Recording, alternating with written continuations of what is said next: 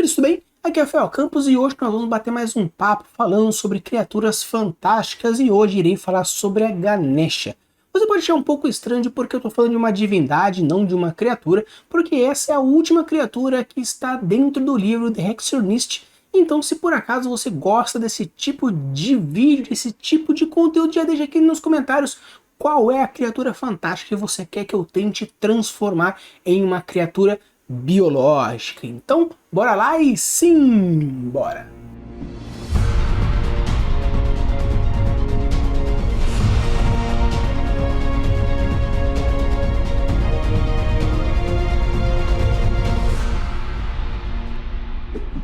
Então, pessoal, a gente vai conversar sobre a Ganesha, como eu falei, é a última criatura que está dentro do livro que eu estou usando como base.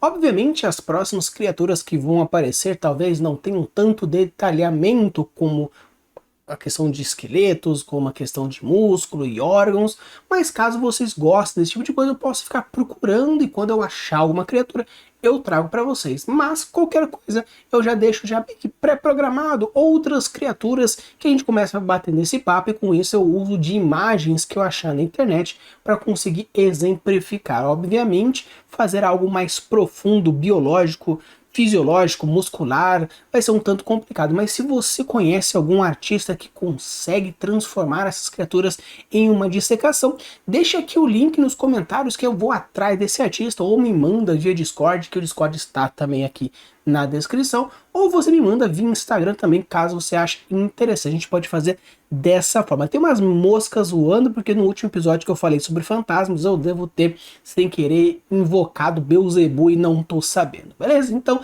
tirando aqui as brincadeiras, vamos falar um pouco mais sobre a Ganesha. É um tanto complicado a gente conversar um pouco sobre uma divindade, porque transformar uma divindade em uma criatura biológica, obviamente fugindo do padrão humano, fica bem complicado. Obviamente, quando a gente considera algo como um deus de alguma coisa, já é difícil você transformar poderes em biológicos. Agora, poderes divinos em biológico fica um pouco muito mais complicado.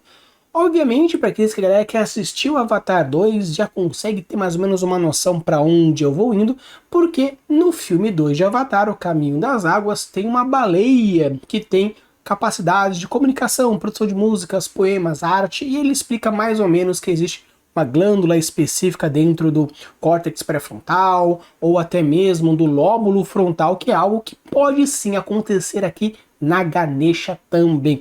Obviamente, pelo fato de ter uma cabeça de elefante, ter um espaço craniano suficientemente interessante para ter algumas células a mais dentro do seu córtex pré-frontal e também do seu lobo frontal. Por quê? A Ganesha, ela é uma deusa da arte, da sabedoria, da escrita e da inteligência. Então, considerar uma criatura biológica que possui a capacidade de conversar, produzir arte, ser o deus da inteligência e da sabedoria é um tanto complicado.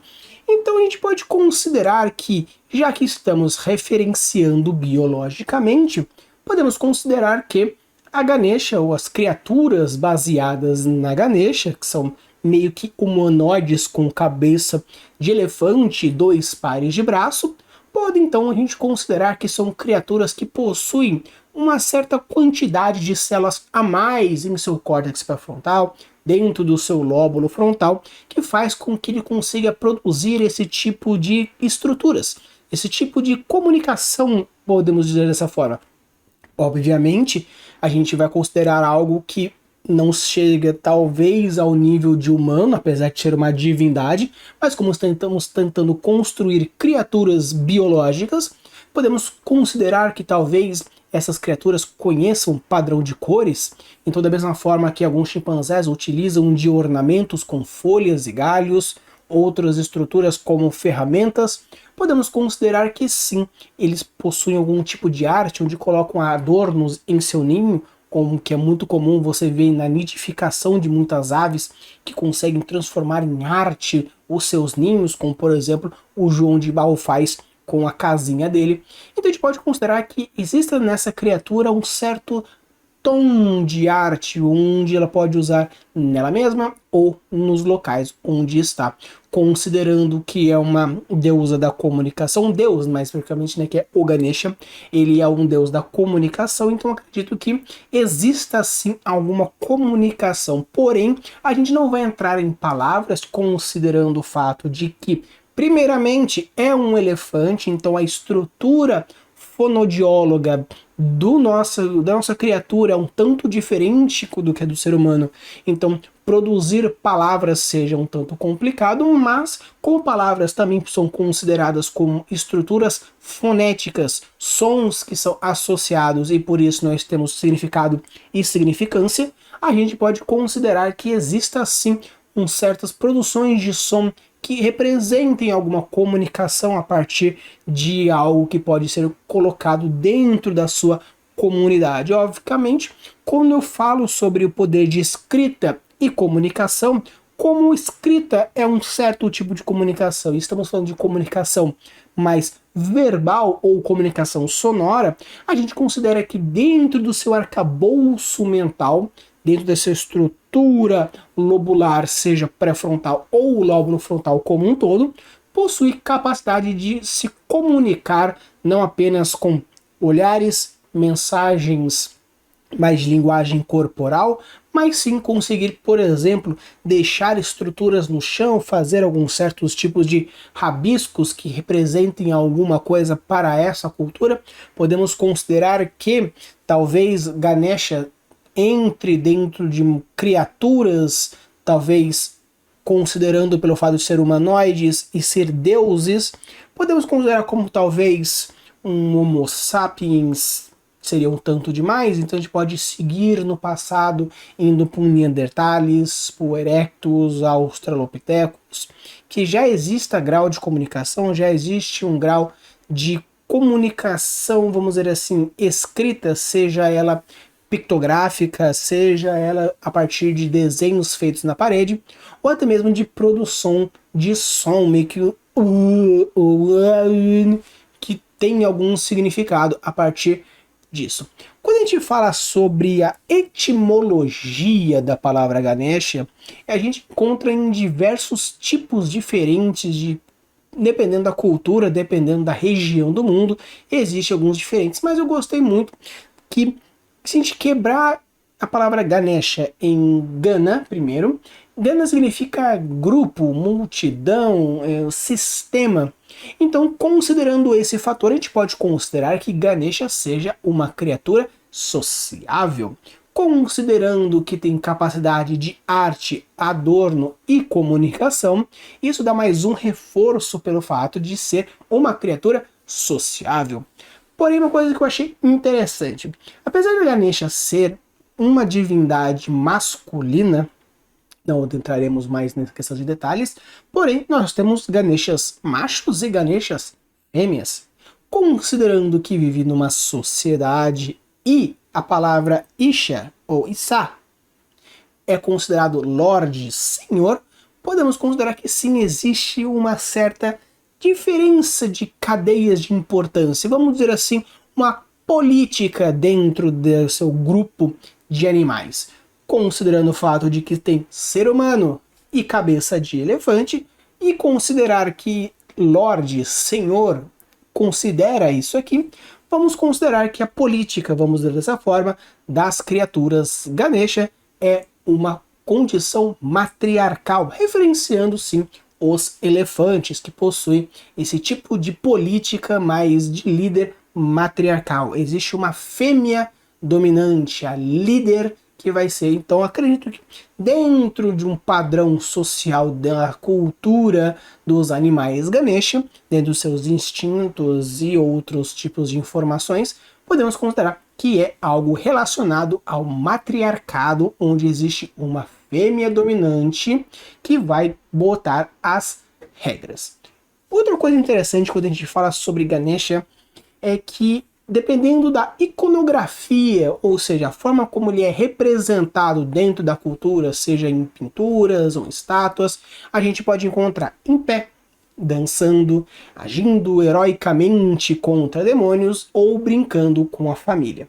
Considerando esses 4 fatores, a gente pode considerar que existem alguns padrões, vamos dizer assim, comportamentais, e a gente pode referenciar, como por exemplo, caso é encontrado com uma iconografia de pé, então podemos considerar que talvez sejam criaturas migratórias, como acontece também nos elefantes, ou até mesmo no ser humano, que antes do ser humano produzir a agricultura e ser um ser estacionado, ele era um ser que se locomovia a partir da localização, onde ele era algo como um nômade.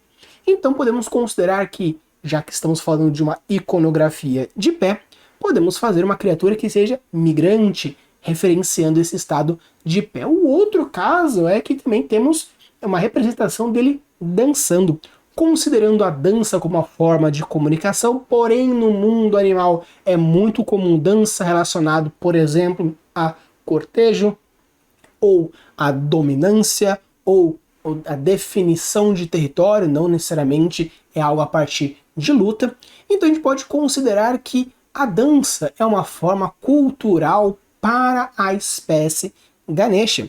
E com isso a gente pode fazer, por exemplo, como os machos tentam conquistar as suas fêmeas, considerando pelo fato que as fêmeas são mais poderosas, principalmente pelo fato de ser um matriarcado. Então um grupo de machos, eles podem dançar, fazer movimentos e mostrar vigor. Uma coisa que acontece muito no mundo animal é que as fêmeas definem qual é o macho que vai querer quando existe esse tipo de cortejo, a partir de características que elas consideram interessante. E no caso aqui, considerando que são criaturas migratórias, talvez um tipo de resistência seria melhor. Então não apenas a beleza da dança, mas sim o vigor que o macho mostra a partir dessa dança seja algum fator geneticamente que a fêmea escolhe instintivamente. Porque se aquele macho tem vigor, então os meus filhotes também serão filhotes vigorantes, seriam filhotes com muita resistência, podendo caminhar longas distâncias ou até mesmo fazer outras ações. E que é interessante é que fala que também ele é mostrado agindo heroicamente, lutando contra demônios. Obviamente a gente pode considerar talvez um comportamento agressivo, porém como está relacionado à luta contra demônios, eu acho que a gente entra mais em algo como um sistema de paternidade. Ou seja, talvez seja algo que os seus adultos cuidam dos seus filhotes, ou até mesmo uma separação por castas e função, onde existe um grupo de Ganeshas que são responsáveis pelo cuidado de filhotes, alguns relacionados com o cuidado do grupo como um todo, como por exemplo um tipo de vigia, que fica andando, como acontece por exemplo nos suricatos. E pelo fato de que você também encontra ele brincando com a família, então eu acredito que sim, esse sentimento de paternidade, de maternidade seja algo forte dentro dessa espécie, considerando que tem esse comportamento de brincadeiras. Algumas espécies, como acontece por exemplo nos pinguins, que os machos e as fêmeas cuidam dos seus filhotes, ou como acontece em alguns cães selvagens, ou até mesmo em hienas, que tem, por exemplo, uma fêmea que não possui filhotes, cuida de todos os filhotes enquanto seus respectivos pais estão indo caçar ou fazendo alguma coisa. Considerando o fato de ter essa divisão de castas, divisão de funções, pode considerar que em alguns momentos onde existe mais uma aproximação do pai e da mãe para com o filhote, cuida do filhote normalmente, não tem problema nenhum. Porém, em alguns momentos, talvez de danças de acasalamentos para uma novo tipo de ninhada, ou até mesmo caças, ou até mesmo migrações, algum grupo de fêmeas juntam com os filhotes e tem esse sentimento de meio que uma babá, como se fosse uma escolinha que tem essa função de cuidar dos filhos dos outros. Então, de uma maneira geral, obviamente, considerando Ganesha uma criatura divina, um ser divino, e transformar em algo biológico é um tanto complicado, porém a gente pode pegar as suas características divinas, as suas características de formulação, e com isso faz algo que traga esse comportamento mais específico a partir das suas estruturas. Uma outra coisa interessante é que é considerado que Ganesha possui uma cor de pele vermelha. A gente pode considerar tanto geograficamente como alimentício.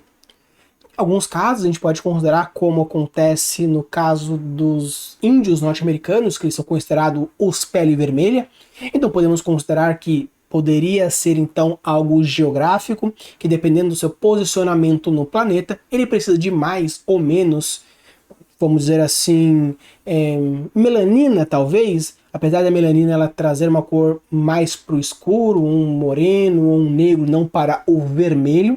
Por isso a gente pode fazer uma associação com a alimentação, como acontece, por exemplo, nos flamingos, que eles comem crustáceos vermelhos e é aprimorado e incorporado dentro do seu sistema, e com isso eles comem uma coloração mais roseada. Então talvez essas criaturas elas possam já ter um tom de pele um tanto mais escuro, considerando geograficamente, porém associado à sua alimentação, a gente consegue criar um tom mais avermelhado, como é mostrado sim dentro das pinturas em relação a Ganesha. Uma outra coisa interessante quando a gente fala sobre a divindade é que ele é conhecido como aquele que retira obstáculos de uma maneira sábia ou inteligente. A gente pode então considerar essa colocação como um possível comportamento? Sim, é algo interessante.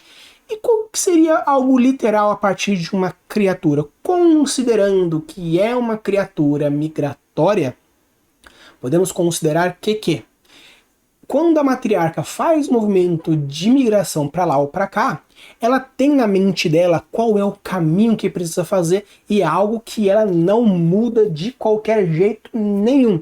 Então talvez com uma árvore caindo, uma rocha caindo ou algum outro obstáculo que faça com que ela precise dar a volta ou mudar o caminho, ela tem um comportamento de não deixar que isso aconteça, removendo o obstáculo, deixando ao máximo aquele caminho que ela tem na memória. E esse sentimento e esse meio que comportamento que tem de manter o mesmo caminho sem mudar, caso tenha algum obstáculo, a gente tira ele do caminho, fortalecendo esse comportamento migratório que ela poderia ter.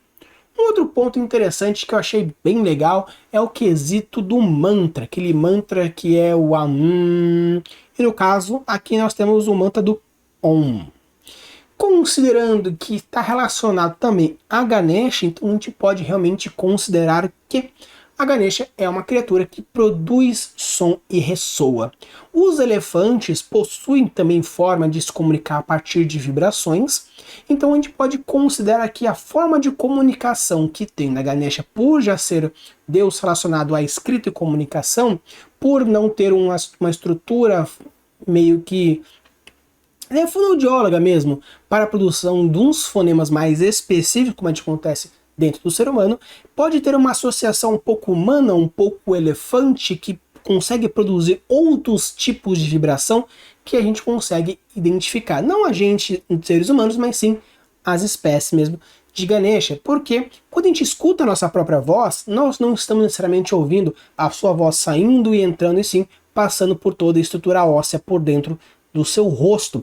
Por isso que você acha um estranho quando você escuta a sua voz no WhatsApp, quando você fala no microfone, porque a voz que você escuta é muito diferente da voz que os outros escutam. Então a sua voz no microfone e a sua voz no WhatsApp é realmente a voz que os outros escutam. Mas uma hora você se acostuma, porque você tem tantos anos ouvindo a sua própria voz a partir das estruturas sonoras e das estruturas, ósseas do seu rosto, que fica um tanto complicado você ir se acostumando com o seu verdadeiro tom de voz. Então, associando tudo isso, a gente chega mais ou menos como seria o comportamento da Ganesha. Obviamente, por ser uma divindade, é um tanto complicado a gente pensar em fisiologia ou uma anatomia, algo que a gente pode ver na parte anatômica um pouco mais específico dentro do livro de dissecação na nossa segunda parte.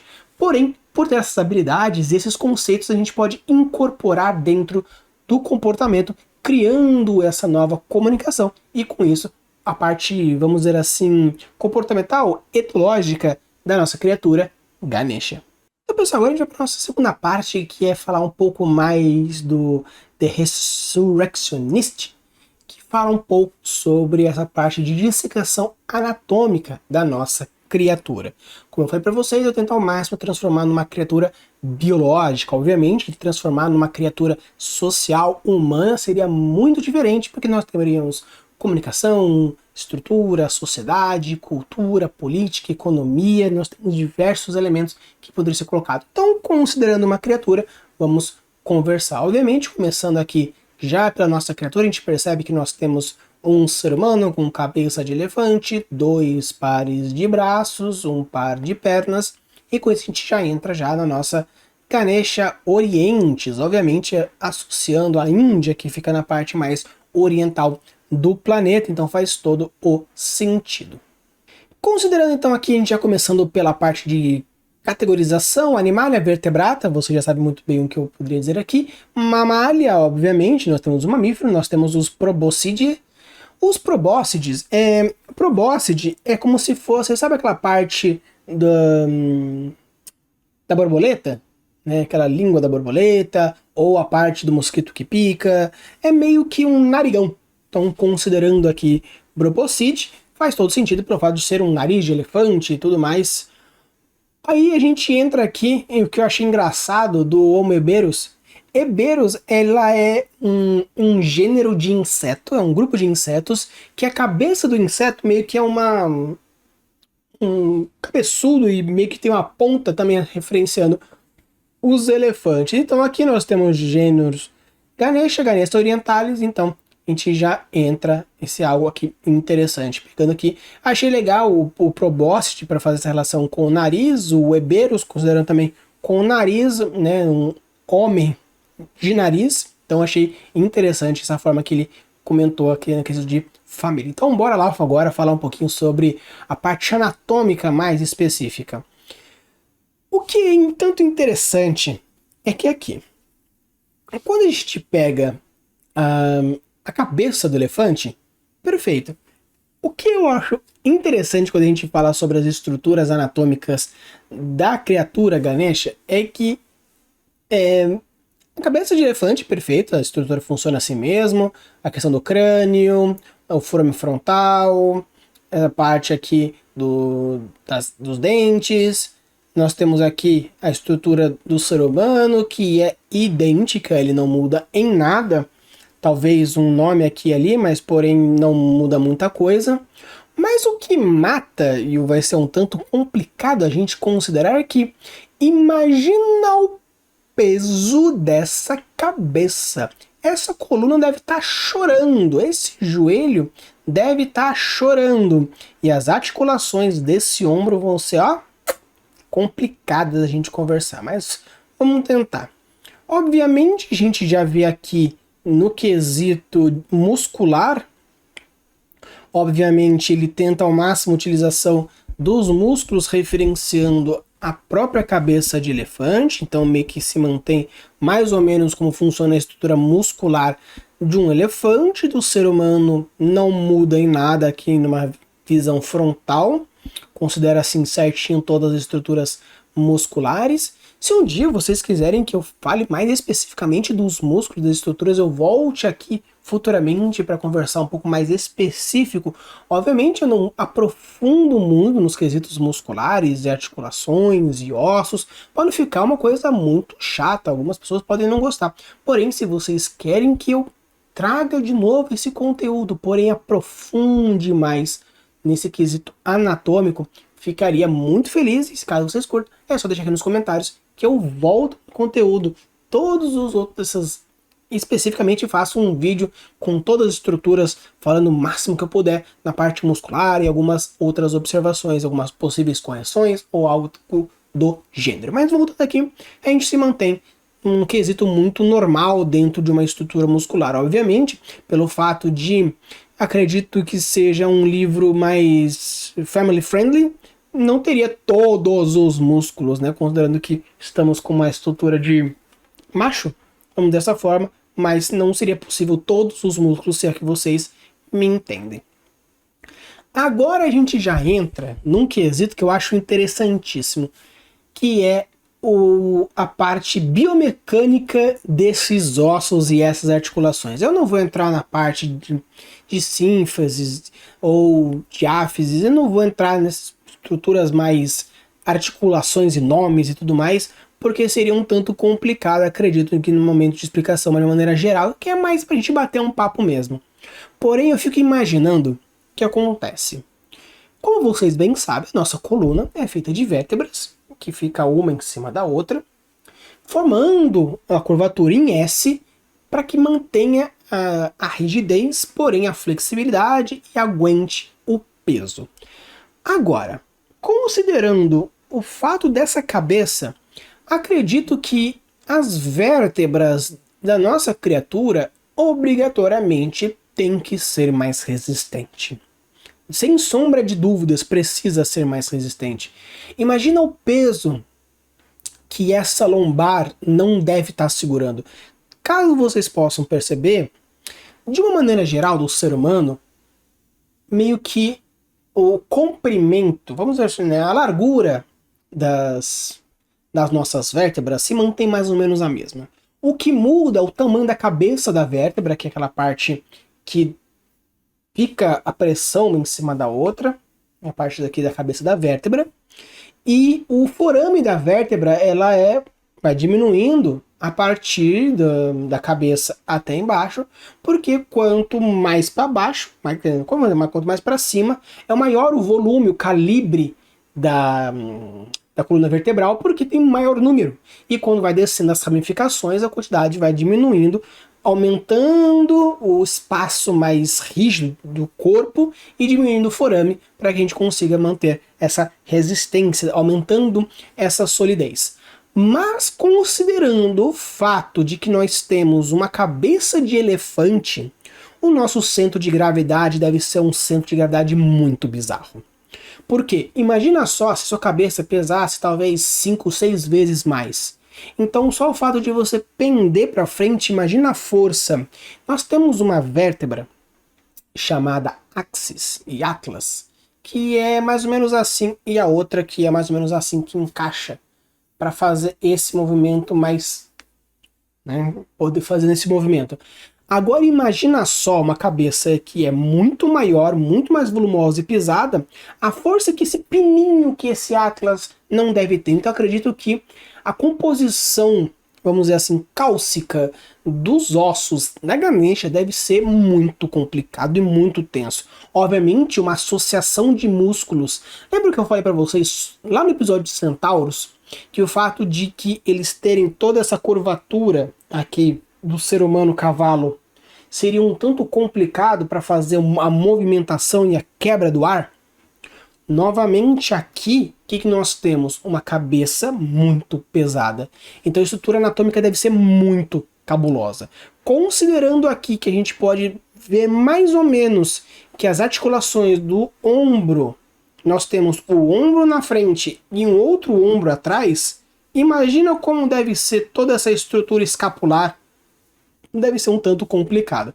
Vamos ver mais ou menos como o nosso autor tentou resolver esse problema, mas vamos ver como que é. De maneira geral, parabéns para as suas vértebras lombares e principalmente para as suas vértebras cervicais, porque olha, deve ser uma tensão muscular e óssea muito cabulosa.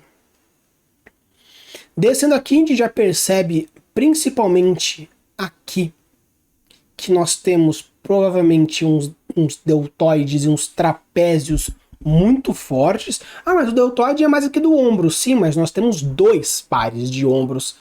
Então, principalmente na quesito trapézio, para sustentar e movimentar isso, e a composição dos deltoides para ter os 2 braços, deve ser algo complicadíssimo. Deve ser uma salada muscular aí, um tanto complicada.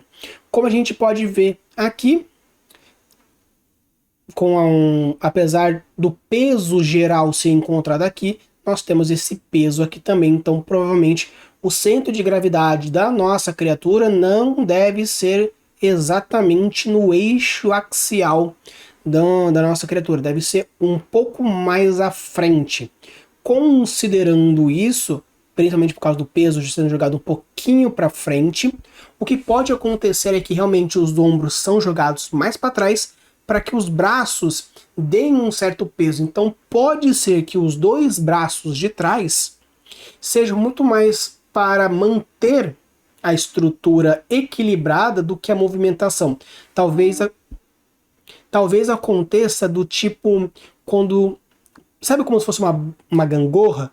Quando eles põem o braço para frente, os outros são jogados para trás para tentar fazer um contrapeso principalmente. Então, acredito que, apesar de possuir 2 pares de braço, talvez os braços de trás não sejam tão funcionais para movimentação das coisas, manejo das coisas, mas sim um controle de peso e balanço entre um ponto e outro.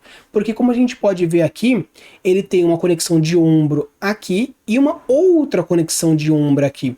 Então nós temos 2 pares, né, 2 pares de juntas aqui nesse ombro. Acredito que aqui já dá mais um reforço maior, considerando o posicionamento dos braços da frente, que são meio que anatomicamente corretos em relação ao ser humano.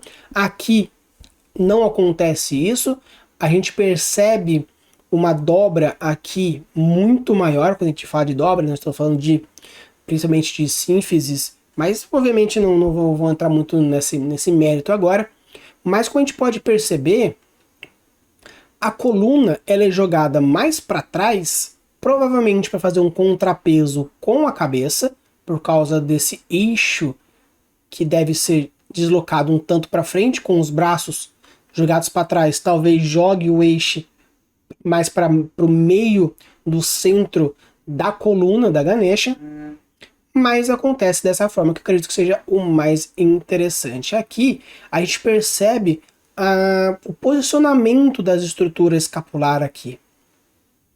Estão vendo que existe meio que 2 escápulas, 2 húmeros, 2 junções? Quando a gente fala sobre as conexões, obviamente não vou entrar nesse ponto, mas caso vocês queiram novamente, eu reforço, que é só deixar aqui nos comentários que eu volto e deixo mais anatomicamente correto e explico com mais profundidade esses quesitos mais, vamos dizer assim, anatômicos dentro da composição óssea, as articulações e assim por diante.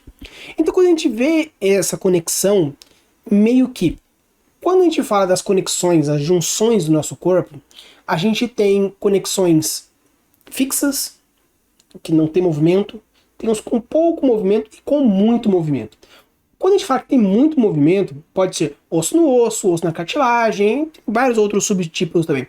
Porém, a amplitude de movimento depende do tamanho de rotação, do espaço que é possível rotacionar, no tamanho e extensão do nervo e na composição, não composição, mas assim no eixo de fixação do músculo no nosso osso. Considerando então esses fatores, nós diminuímos o espaço de movimentação aqui, meio que espaço físico mesmo. E como a gente pode perceber aqui, talvez mais embaixo o músculo mostre com mais detalhes, né? Aqui a gente vê, mais voltando para cá, tem a composição muscular é um tanto complicada. E ó, tá vendo que a gente percebe que aqui a gente mantém meio que a mesma estrutura muscular aqui, porém, como que eu faço, por exemplo, uma movimentação para cá? Imagina que esse seria o ombro e esse o outro ombro. Meio que ia ter uma briga de espaço entre o ombro e o outro. Meio que empurraria. Então, eu acredito que a composição daqui seria muito mais de reposicionamento do ombro de trás, para que o outro na frente consiga fazer os movimentos mais, vamos dizer assim, sutis, ou movimentos mais coreográficos, ou até mesmo de manipulação. E os ombros de trás sejam mais de posicionamento, para tanto manter o equilíbrio no corpo, quanto poder fazer mais fácil isso aqui. Obviamente poderia, com os movimentos de trás, pegar objetos ou fazer o manuseio de alguma forma, mas acredito mais que os ombros de trás sejam funcionalidade de posicionamento e estrutura de ombro. Aqui novamente a gente percebe que, pegando aqui esses músculos, nós temos o quê? Um músculo saindo daqui da cabeça do músculo, saindo nesse primeiro trapézio, entrando aqui na parte do ombro, o outro mais lateral entrando aqui, associado a esses músculos costais. Considerando isso, os músculos costais que fazem movimento de frente e de trás, acredito novamente que sejam mais de posicionamento e o da frente que seja mais o de manuseio. Como a gente vê numa visão aqui mais lateral, meio que os braços de trás da Ganesha, a conexão é um tanto mais complicada. Tá vendo que meio que parece ter um espaço aqui como algo destacável? Obviamente não vou falar que ele consegue destacar que nem os lagartos, alguns lagartos conseguem expulsar um pedaço inteiro do rabo, mas acredito que seja por ter um leve desassociamento, ficando apenas com o quesito muscular mantendo, acredito que realmente ele consiga deslocar meio que mais um deslocamento fisiológico, né? Porque, pô, desloquei meu braço, né? Desloquei meu punho, deu ruim. Porém, pode ter um espaço que eu poderia deslocar meio que fisiologicamente possível a uma movimentação para cá ou para lá. Então, eu acredito realmente com essa visão lateral reforça esse deslocamento do ombro, fazendo com que seja mais uma função de posicionamento do braço da frente. Como a gente pode ver, existe ainda esse ligamento muscular desse par de braços para com as costas, fazendo talvez um movimento mais como se fosse... Aqui não dá para fazer, porque eu teria que deslocar meu ombro inteiro, mas é como se tivesse aqui, esse é um braço e esse é outro braço. O braço da frente faz o movimento e o braço de trás meio que ele vai para trás para aumentar a amplitude do braço da frente e ele volta como se fosse, por exemplo, eu estou numa corrida e para conseguir manter essa corrida eu desloco meu ombro de trás meio que jogando, meio que fazendo um Naruto da vida para conseguir aumentar a amplitude do movimento do meu braço. Talvez no momento mais de guerra eu consiga empurrar o meu ombro para frente, mantendo uma guarda, e o outro vem por trás, mais se aproximando. Então eu acredito que ele possa fazer alguns movimentos de deslocamento fisiológico para frente e para trás, principalmente com esse ligamento muscular aqui, como é mostrado também, ligando diretamente essa estrutura óssea das costelas com a cabeça do húmero, que ficaria aqui na nossa criatura. Então, de uma maneira geral, a gente percebe que ele tentou ao máximo justificar a presença e a funcionalidade desses quatro braços. Obviamente ficaria um tanto complicado mesmo, como vocês podem ver aqui, bem ruinzinho, mas vocês percebem o tamanho dessa vértebra, né? Que essa parte aqui, como eu falei para vocês, é a cabeça da vértebra, que teria que ser muito forte para conseguir sustentar esse corpo. A gente percebe também aqui na estrutura cervical a grossura também do corpo aqui da vértebra para manter o peso dessa cabeça aqui.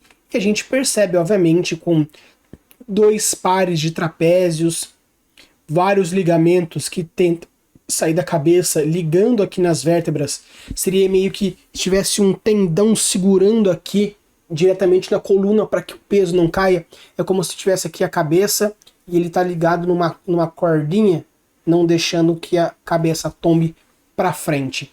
Então achei bem legal, bem interessante, uma proposta bem legal, justificativa com alguns ligamentos nervosos, alguns ligamentos musculares, justificando a presença, mostrando aqui também esse deslocamento, apesar daqui de trás não poder ver com muita especificidade, mas esse músculo costal aqui fazendo essa movimentação de posicionamento, e aqui, novamente, de frente com um par de músculos normais. Então, pessoal, foi bem legal, gostei. Essa aqui foi a Ganesha, a nossa última criatura usando esse livro como referência.